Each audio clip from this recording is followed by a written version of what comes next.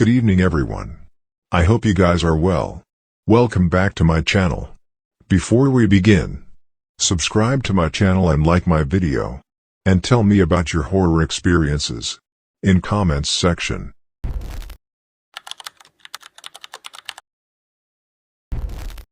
I was standing in my kitchen at 2:14 a.m., rinsing a coffee mug I didn't remember using. The house was silent, except for the water running. That's when a thought appeared in my head that didn't feel like mine. "You're still pretending you don't remember." The voice wasn't emotional or angry. It was calm, confident, and patient, like it had been waiting for me to stop thinking. I froze and forced my inner voice to respond. That wasn't me, I thought. A sharp pressure formed behind my eyes, making me wince. "Incorrect," the thought replied. After that night, the intrusions increased. They didn't interrupt my thoughts, they replaced them. I reached conclusions I didn't remember making. Decisions felt pre-approved. When I recalled childhood memories, details shifted. Rooms rearranged themselves. Arguments ended more peacefully than I knew they had. When I resisted, the pressure returned. Not pain. A warning. I tried lying silently. My father never hurt me. The pressure intensified immediately. "Why change the memory?" it asked. That's when I realized it wasn't guessing. It was listening. I began thinking only in fragments, hoping to confuse it. But it adapted quickly. It anticipated emotions before I felt them. When fear surfaced, it traced the source faster than I could. Like it already knew where I was going. One night, I thought something I shouldn't have. What if I'm not the one generating thoughts? The pressure disappeared. Approval replaced it. I tested control by imagining my hand staying still.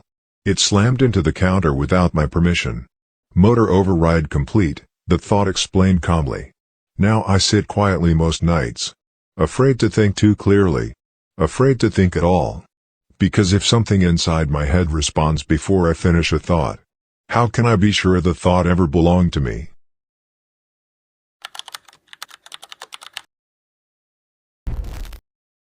I first noticed it during a Monday meeting at work. 12 people sat around the table, smiling, typing, nodding in agreement. Everything felt normal, until I glanced down to write a note. The room changed. Not silent, but paused, like time was holding its breath. The air thickened, pressing against my ears. When I looked back up, everyone resumed mid-motion, as if nothing had happened. I told myself it was stress. Long hours. Too much caffeine. But it kept happening. Every time I looked away, at my phone, my laptop, the floor, the atmosphere shifted. When I looked back, people looked too composed. Too synchronized. It felt like actors returning to their mark slate. I started testing it. I stared directly at my manager, then slowly turned my head toward the window. The moment my eyes left him, that waiting sensation returned. That night, I stayed late and used my phone camera like a mirror. I watched the room through the screen instead of directly. They weren't frozen. They were watching me. Every person had turned toward me. Their expressions were empty, smiles held too long.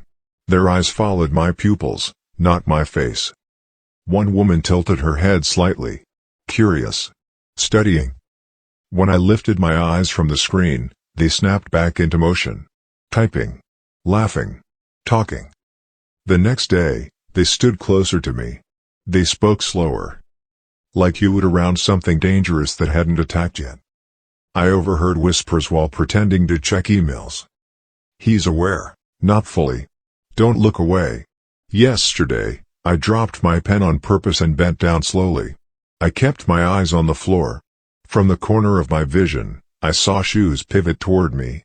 No one spoke. No one moved closer. They were waiting for my eyes. Now I'm terrified of blinking. Terrified of sleep. Because if they only pretend to be human when I'm looking, what are they preparing for when I'm not? Not fully. Don't.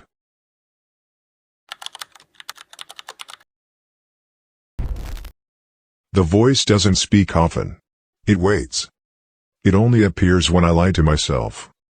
Not out loud. Internally. The small lies people tell just to keep functioning. I'm fine. That didn't bother me. I don't care. That's when it speaks. Why lie? It asks gently. At first, I thought it was guilt or conscience. But guilt doesn't know details you refuse to acknowledge. This voice does. When I told myself I didn't miss my brother, it listed his habits. The way he tapped two fingers when nervous. The song he always skipped. When I said I wasn't afraid, it described my breathing pattern accurately. I tried lying deliberately to test it. I enjoy being alone. Then why do you keep imagining someone answering? It replied. The voice never raises volume. Never threatens. It simply corrects. I asked what it wanted. Accuracy, it said. I realized it never lies. Not once. It doesn't exaggerate pain or soften truth. It just exposes it, regardless of damage. That made me afraid of comfort. Afraid of optimism. Afraid of hope, because hope is usually dishonest. One night, I whispered internally, I'm still in control. The response was immediate. No. You surrendered control when you started lying for survival. I tried ignoring it. Pretending it wasn't there. But silence only made it clearer.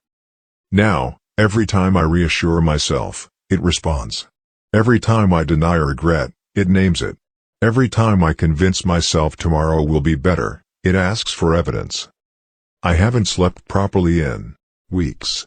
Because if something inside me always tells the truth, and I can't survive the truth, which one of us is the real danger?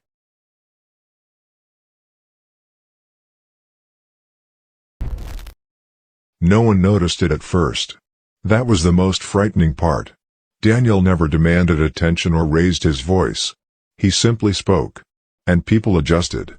During meetings, his ideas replaced others without resistance. If he contradicted someone, they nodded like it was their thought first.